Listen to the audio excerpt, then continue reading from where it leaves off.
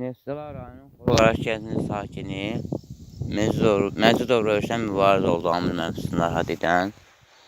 Görünən bu sahə bizimdir.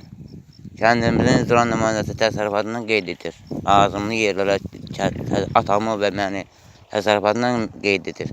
Bu ranəyə 2019-cu il olardı səhv etmirəmsə. Cəmaət yeri pişdirən vaxtı Cavad Əlmuradovun oğlu yerimizə su bıraxmışdır. Zəng elədim, kəndin icra nümayəndəsi talaba dedim ki, ay talab, mənim yerimə su bıraxıblar.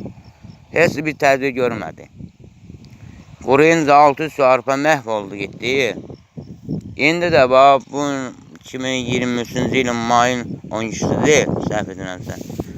Bax, heyvanın nəticisi arpa da yiyib. Bax da.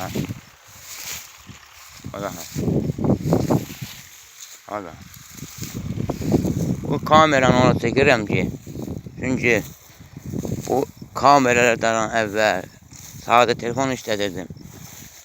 2021-ci ilin fevralında 23 olardı. Gəldim bu sahəyə, yerimiz uzaqdı, gəlinə bilməmişəm. Gəldim, görüm ki, Cavad Əlmuradovun oğlu mənim yerimə heyvan bıraxır. 100-yə də zəng eləmişəm. Neyəsin? Çünki kəndin icra nümayəndəsinə talaba dedim. Nəsə dedi, nə demədi. Gördüm ki, mənə çağırırlar. Deyirəm, mənim yerimə niyə girirsən? Dillənmir. Deyirəm, kənd səvətinə demişəm. Deyir ki, get hara dərdürsən de. Yanında da bir nəfər də var idi. Qayıdıdır ki, Xəzər kəndin heyvanlarını dedi. Girir bura. Amma özləri girirlər bura. Sahə qonşumuzdur. Görünən yer onundur. Onun otayında da, kollektorun oyununda onun yeri ondası var. Gəlib bura, mənim yerimi otarır. Cəmaatın yerini otarır. Bir mənim deyil. Bir neçə insanın yerində olub. Çöldə heyvan saxlayır. Cəmaatın aylıq pulunu alır. Heyvanını satır.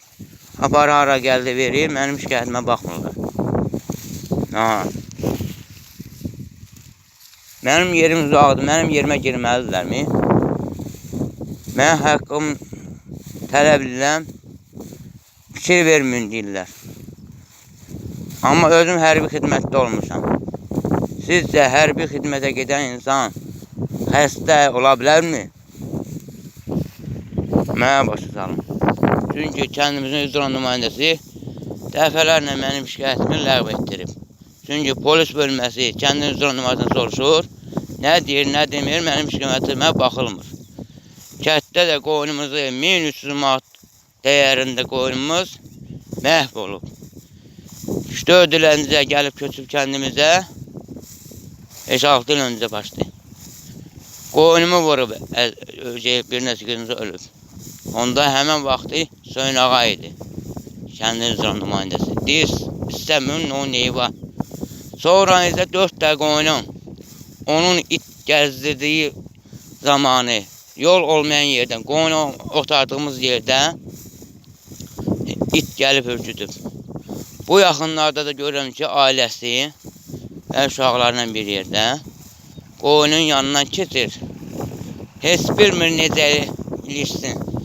Tüpürür qoyun yerindən dəvərir. O enzili ki, mən onu söyüyüm, məndən şikayət eləsin. Çünki o ailə adam tutturandır. Kəndin 22-23 yaşında oğlunu tutturub. Mənim şikayətimə baxılmır. Bir sözlə mən dəfələrlə şikayət etmişəm, baxılmır. O ailə də icra hakimiyyətinə gedib qəbuluna çıxır. O da tapşırıb ki, talaba elə mənim yanıma gəlməz. Mən hara dərdim deyim, amil mənim. Sizdən xahiş edirəm, mənə kömək edin. Sizdən xahiş edirəm, lazımlı orqanlara məlumat verin ki, bizim kəndimizdə özbaşınaçılıqdır. Yer otarılır, şikayətlə baxılmır. Haqsız yerə. Torpağı olanlar 190 manat alır, maşın olanlar 190 manat alır. Amma mən ala bilmirdim. Günə 110 manat pul qazanan adam 90 manat alırdı. Amma həmin vaxtı mən 10 manatı fəhləliyirdim. Amma mən ala bilmirdim. Köhnə velosipedim var. Mənim maşınım budur. Cəmaatın bahalı maşınları var, 190 manat alır.